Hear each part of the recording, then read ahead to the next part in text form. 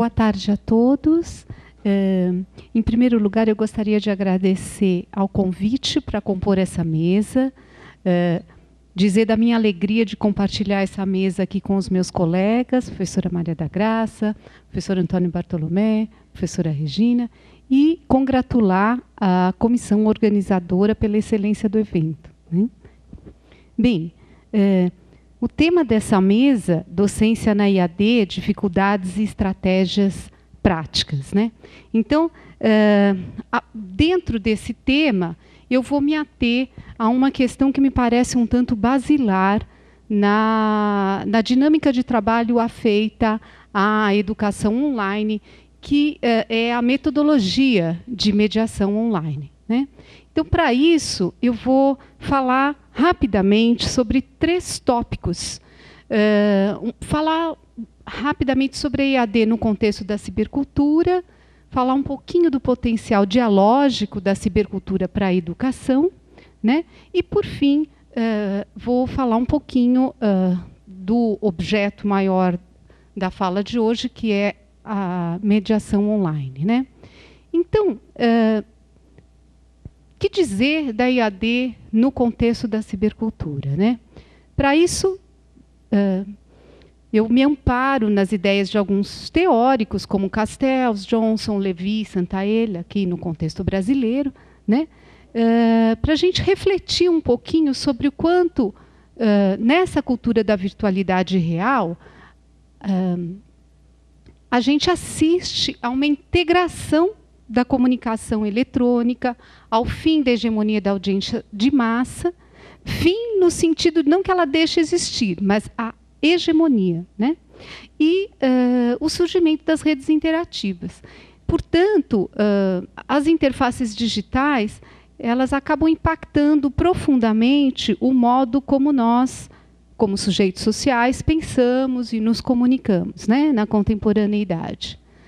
E aí, também, me valendo das ideias desses teóricos, eu trago aqui aquela reflexão que todos sabem, né, de que, fazendo uma analogia ao papel da escrita, ao papel da imprensa, né, as tecnologias da informação e comunicação, elas realmente trazem um novo modo de pensar o mundo, né, e de conceber essas relações com o conhecimento. Levi, por exemplo, nos lembra de que a simulação é um modo de conhecimento bem específico da cibercultura, né? E ela tem um papel fundante aí para uma série de questões no âmbito educacional, né? E a professora Lúcia Santaella destaca o papel da interação, dizendo que ela está, aí eu vou me valer até da expressão que ela usa, na medula dos processos cognitivos nos ambientes de rede, né? Portanto, o que a gente percebe nesse contexto da cibercultura, lógico, a emergência das redes sociais e também das comunidades de aprendizagem, né? E nesse sentido, precisamos parar para pensar um pouquinho sobre o aspecto relacional dessas interações no contexto da segunda geração da web, né? Então, há desdobramentos da Web 2 para as questões afeitas à aprendizagem, né? E para isso, a gente pode pensar um pouquinho no potencial dialógico da cibercultura para as questões educacionais. A cibercultura, ela acaba desvelando para nós, educadores, uma série de desafios e também possibilidades para as questões afeitas à aprendizagem, né? Desafios, a cibercultura, ela nos desafia a pensar em novas metodologias de ensino e aprendizagem, né? Justamente pelo potencial dialógico que ela oferece. E, nesse sentido, lógico, se eu estou pensando no potencial dialógico da cibercultura, eu estou pensando num aluno que assume ali um papel ativo e interativo no processo de construção do conhecimento, né? E, nesse sentido, a relação ensino e aprendizagem, ela acaba se efetivando justamente como desdobramento dessa compatibilidade entre os objetivos, os conteúdos e os projetos que são compartilhados, né? Neste âmbito do potencial dialógico da cibercultura, alunos e professores são sujeitos sociais que acabam se constituindo como seres interatuantes, né? Aí, a constituição das identidades desses dois sujeitos sociais, ela acaba ocorrendo em meio aos intertextos. E, portanto, o processo de ensino e aprendizagem se ergue em meio a uma dinâmica comunicacional em que a interação, seja entre alunos e professores, seja entre pares, né, alunos, professores, professores, ela está no bojo de toda essa dinâmica, né? E, nesse contexto, nos cabe pensar em cursos online que busquem oferecer uma gama bastante ampla de atividades didáticas, né? Mas por quê? Justamente porque os alunos, enquanto sujeitos sociais, eles vêm com uma história de vida, né? Vêm com todo um arcabouço conceitual, um arcabouço representacional, vêm com estilos de aprendizagem próprios, e tudo isso requer cada vez mais um meio diversificado, né? Portanto, no contexto do potencial dialógico da cibercultura para as questões educacionais, uma questão que me parece bem importante é a flexibilidade do planejamento, né? E essa flexibilidade ela emana justamente da nossa atitude atenta às emergências de cada grupo, né? Se a gente pensa no contexto da IAD, agora eu vou falar a partir da minha vivência, né, na Universidade Federal, então na questão da UAB, nos polos, né? Então você faz um planejamento, mas cada polo tem características próprias, né? E você está atento às emergências das especificidades de cada circunstância regional, né?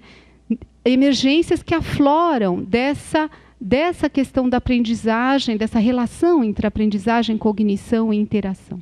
Daí a importância de um planejamento flexível, né? Para que ele se constitua organicamente, né? E, nesse sentido, é importante a gente pensar num trabalho integrado e coletivo que se erga em meio a uma visão educacional um pouco mais ampliada e que busque encaminhamentos mais promissores para os processos de aprendizagem dos nossos alunos, né? Nesse sentido, é importante a gente considerar a natureza coautoral da Web 2, né? Os colegas que me antecederam, muitos deles, falaram da diferença entre a Web 1 e a Web 2. Então, a questão da coautoria, ela se coloca muito fortemente a partir do contexto da Web 2, né? E agora na Web 3 também, enfim. E nesse sentido, cada um dos usuários se constitui como produtor e desenvolvedor de conteúdo também, além de alguém que vá buscar informações e conteúdos, né? E se a gente está nesse contexto sócio-histórico, portanto, é importante a gente atentar para essa dinâmica coautoral da Web 2, até porque muitos dos nossos alunos, as práticas sociais de muitos dos nossos alunos acabam sendo veiculadas no contexto da Web 2, como o professor Bartolomé bem nos lembrou, né? Então, essa dinâmica precisa ser levada em conta na hora em que elaboramos os projetos pedagógicos de quaisquer cursos, sejam eles presenciais, à distância, né? E projetos pedagógicos que acabam acontecendo justamente nessa interface entre três elementos que me parecem bastante fundamentais: a organização, a docência e também os fundamentos. Então, quais são os fundamentos ontológicos e gnoseológicos do projeto pedagógico? E aí, isso está diretamente relacionado com que sujeito eu quero formar com esse curso, né? Então, para além da questão gnoseológica, também a atenção às questões ontológicas relativas àquele ser, né? A organização também me parece bastante importante, porque ela tem que levar em conta os limites e as possibilidades do meio. E aí, novamente, eu vou me reportar ao contexto da UAB, e também há tantas outras vivências, mas assim, quando você organiza um projeto pedagógico, você tem que pensar na multiplicidade de circunstâncias dos diferentes polos que aquele curso está atendendo, né? Então, pensar nos limites e possibilidades do meio, né? E a docência sempre atenta ao potencial dialógico da cibercultura. Uma docência que vai perpassar as etapas de planejamento e produção, mediação e avaliação, né? Sendo que, no planejamento e produção, bem, ele se ergue em meio a uma equipe multidisciplinar que congrega profissionais de diferentes áreas, né? TI, comunicação, os profissionais das áreas de conhecimento específicas, os profissionais da área de educação, né? As estratégias de mediação, basicamente sob a tutela dos tutores e professores, e também as questões relativas à avaliação. Então, aqui nos interessa focar as questões relativas à mediação. Mediação online. Bom, eu trago um pouquinho o Paulo Dias, pesquisador português, que traz o contexto o conceito da mediação colaborativa, né? Então, a importância de uma mediação voltada para a partilha de interesses, né? Que integre aí a diversidade de representações. Não é tarefa simples, não é tarefa simples. E, enfim, uma mediação que busque construir interação social, né, em meio a essa liderança partilhada. Paulo Dias nos fala da imoderação, da liderança partilhada, e nos fala, refletindo sobre as questões afeitas à mediação, né, da importância da gente pensar num movimento que saia do modelo centralizado e busque o modelo partilhado, né? Em rede, onde, inclusive, o e-moderador esteja atento às lideranças pontuais a partir de tópicos de discussão, né? Em que você percebe ali, naquela rede de atores sociais, possíveis líderes pontuais que estariam trabalhando mais proximamente junto a esse e-moderador para o desenvolvimento do tópico, né? Paulo Dias, então, nos faz refletir sobre o papel central que esse e-moderador exerce justamente para formar essa rede de aprendizagem, né? E o conceito de liderança partilhada que ele desvela para a gente está muito relacionado à questão da aprendizagem como um processo de negociação de sentido. E aí, Paulo Dias assevera a necessidade de colocarmos um acento nas formas de participação, mais do que nas formas de regulação. Uma outra questão que me parece também contundente, para a gente falar das estratégias de mediação online, e aí eu trago as gaúchas Carla Valentina e Léa Fagundes, que, apoiadas em Duff, falam sobre as tarefas convergentes e divergentes, né? Então, basicamente, as tarefas convergentes, elas se centram na solução de problemas e elas contribuem muito para o estabelecimento de redes cooperativas que buscam a construção do conhecimento. As tarefas divergentes estão mais centradas no debate informal, e isso é super importante para o estabelecimento de identidade e vínculo. Então, na e-moderação, você tem que estar atento tanto às tarefas convergentes quanto às tarefas divergentes, né? Isabel Soares traz, em relação ao texto conversacional, que é o texto que a gente tem, né, seja na oralidade, em webconferência, seja na escrita síncrona, em chat, ou blog, fórum, enfim, você tem sempre ali o quê? Um texto conversacional, e você vai moderar a partir deste texto conversacional, né?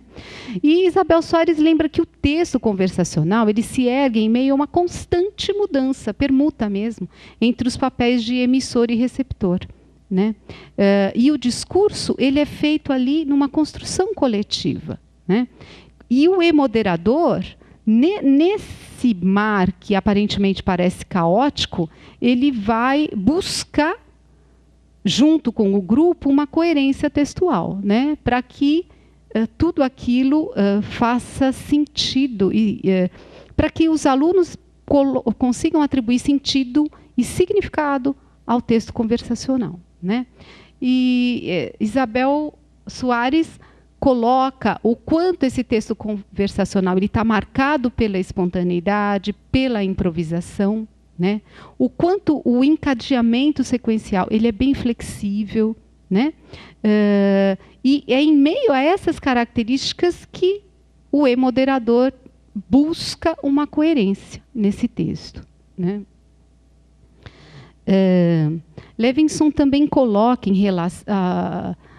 que nas trocas verbais há sessões de abertura, desenvolvimento dos tópicos conversacionais e as sessões de fechamento.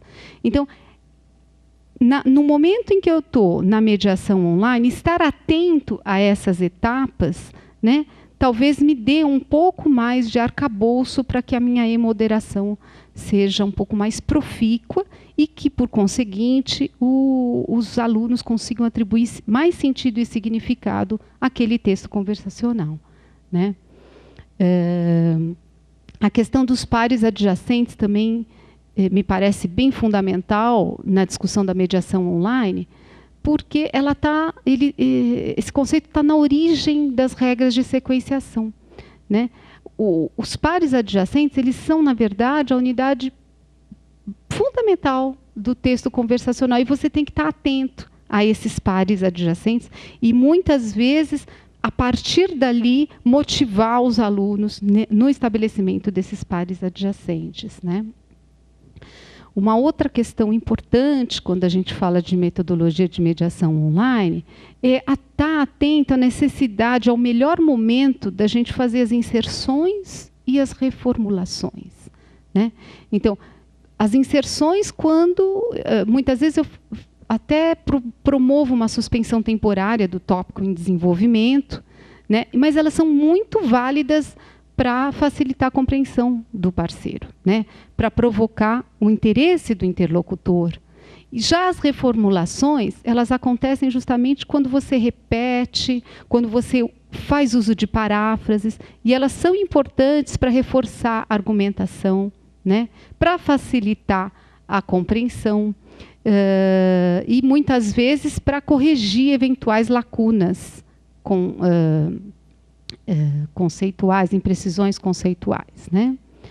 Então, com base nesse quadro teórico de referência, a gente defende a ideia de que na formação online é muito importante um trabalho criterioso com a linguagem veiculada nos ambientes, não só nos ambientes virtuais de aprendizagem como o Moodle, mas nos ambientes de modo geral, né? Porque o que a gente quer é propiciar uma interação dialógica, né? E aí eu vou me valer de Paulo Freire, do conceito dele de interação dialógica, que ele cunhou no livro Extensão e Comunicação, onde ele levanta essas 3 etapas, né, de investigação temática, tematização e problematização. Então, quando é que a investigação temática se traduz no nosso movimento de metodologia de mediação? Quando eu faço uma intervenção praxeológica, né? Quer dizer, quando eu conduzo ali a minha classe, o meu grupo, a refletir sobre as questões conceituais intimamente imbricada à atuação, né? Na tematização do conhecimento, essas intervenções, essa tematização ela se expressa justamente em intervenções em que eu, como e-moderador, vou pedindo avanços conceituais, né? E vou conduzindo o grupo nesse diálogo com seus pares, né? Para que a gente fuja daquele modelo muito centralizado e busque a mediação estelar. Então, de tempos em tempos, aí sim eu vou conduzindo, chamando a atenção, olha, fulano trouxe esse conceito para a gente, quer dizer, você vai ajudando aquela comunidade a se estabelecer como rede, né? Sem ficar só no modelo um para muitos, né? Mas você está ali curando todo esse processo, né? E a problematização, ela se percebe quando eu, como e-moderador, promovo intervenções que problematizem o sujeito social em formação, né? E para que eles correlacionem todos aqueles conceitos com os desafios que lhes são apresentados no seu cotidiano, né? E, nesse sentido, é importante a gente tentar pensar, então, numa mediação comprometida com o processo reflexivo, né? E uma reflexão do aluno sobre os conceitos trabalhados no curso e sobre o próprio percurso no curso, né? Sobre o seu próprio percurso no curso, para que ele consiga atribuir sentido e significado ao objeto do conhecimento ali em questão, né? E, nesse sentido, é importante articular intimamente os conceitos trabalhados com as experiências que eles trazem, né? Estar atento para o movimento, o momento mais oportuno para fazer as intervenções, né? Utilizar sempre que possível múltiplos códigos semióticos, porque cada um aprende de um jeito, então é importante você disponibilizar vários códigos, não ficar só PDF, PDF, PDF, não, que eles não tenham que existir. É muito importante a leitura de textos. Mas como é que eles se compõem com outros códigos semióticos, né? Enfim, buscar viabilizar a construção de um grupo de aprendizagem colaborativa, né? Focando não somente nas intervenções conceituais, reflexivas, mas também buscando contribuir para o estabelecimento de vínculos, né? Lembram-se das tarefas divergentes? Porque o estabelecimento de vínculos ele é basilar para a constituição dessa rede. O que a gente quer, né, é formar uma comunidade de aprendizagem. Então, o curso terminou e a comunidade continua, né? Se aquele grupo de alunos deixar de se falar e de interagir depois que terminar o curso, a gente não conseguiu construir uma comunidade de aprendizagem, né? Então, basicamente, eu gostaria de terminar minha fala resgatando um pouquinho, então, que em relação ao tema da mesa, docência na EAD, dificuldades, estratégias, práticas, o que eu trouxe para vocês foi um olhar sobre metodologia de mediação online, que me parece um dos pontos aí que chama mais atenção no contexto da educação online, e continuar a conversa com vocês. Muito obrigada.